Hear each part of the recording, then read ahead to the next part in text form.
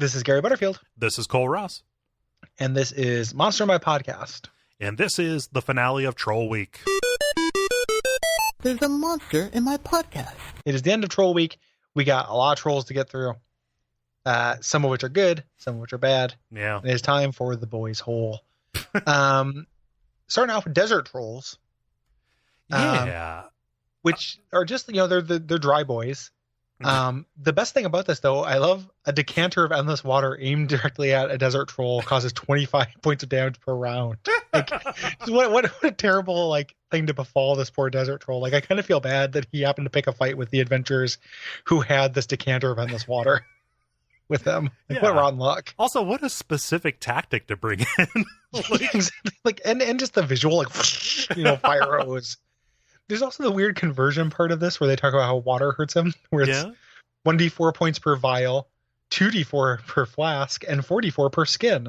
They're just these units of water in D&D that I'm not used to really articulating the differences between. Or caring about, because unless it's, you're in Dark Sun or whatever, you're not going to be rolling around worrying about how much water you have.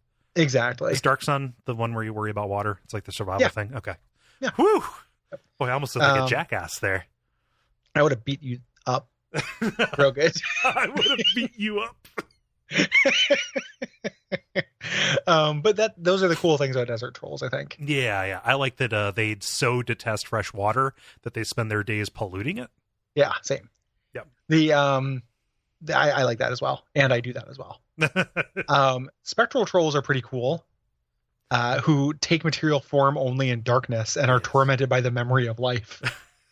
So it wouldn't be cool if it wasn't a troll. Right. But this ghost, I wouldn't think of mashing this peanut butter and this chocolate up together, No, they resemble normal trolls in all respects. Yeah. Yeah. Except they're jet black skin. Well, but also it's contagious. If a humanoid is killed by a spectral troll or by a troll wraith, it has to undergo a particular ritual by a priest, or else it will raise as a spectral wraith itself, or a spectral troll itself. Not as just a specter. No, which is a human thing. You turn into a troll as well. Yeah, it's like your bones stretch and crack and all this jazz. I'm pretty into these guys. Ugh. Yeah. Love these guys. Yeah. And they do not take damage from sunlight. They just fade from view and reappear at the same spot at nightfall. Yeah, that's great. That's a very cool hook. Somebody's running from one of these things, they do something as daybreak comes, they think it disappears, and it wrecks the village at night. Yeah. Or they talk about any of them that are trapped or in temporal stasis, you cannot move one of these in daylight or else it'll, just vanish.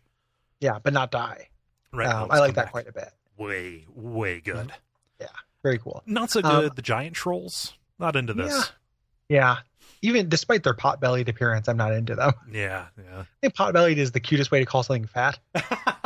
And because of pot-bellied pigs, which are extremely cute. Oh, of course. Yeah. But these are just giants. Yeah. Yeah. They're giants, to the point where they just have giant heads. Yeah. Yeah. The heads of giants. I assume the heads are pretty big too. Yeah. Yeah.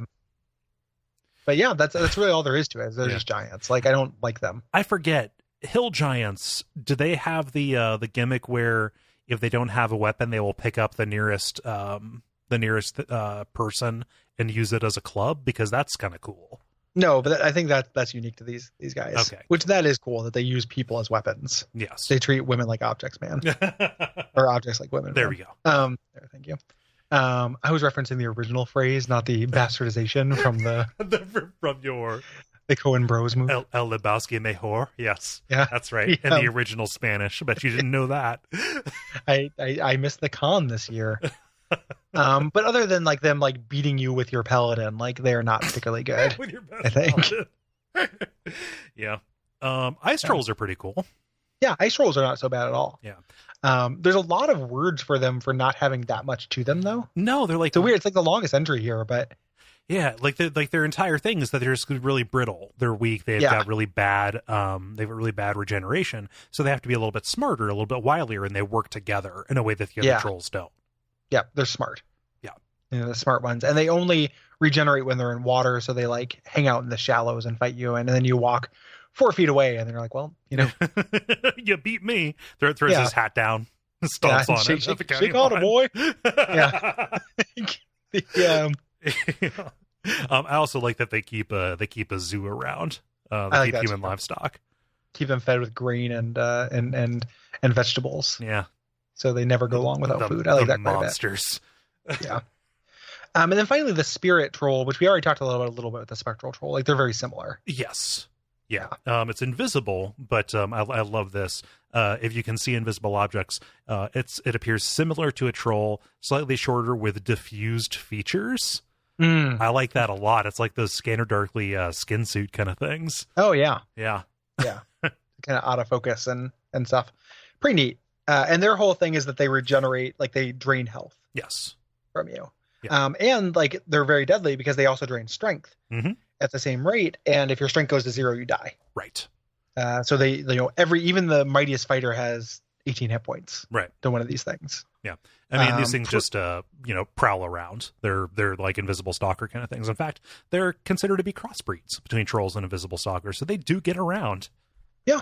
Yeah. Like an invisible stalker and a troll. Like, how do you fuck an invisible stalker? That's like a unintelligent, malevolent agent from the, elemental plane of air. That's a very strange thing to get your dick wet with. These trolls fuck. Yeah. Trolls do fuck. That's like the takeaway from this. It's like out of all the monsters we've done, like these ones do fuck. And what's crazy is like this is the least gross version of this monster fucks. Yeah, that's true. The most repugnant thing in the entire book. And guess what? Them fucking just makes different versions of them, and there's no like weird power dynamic at play.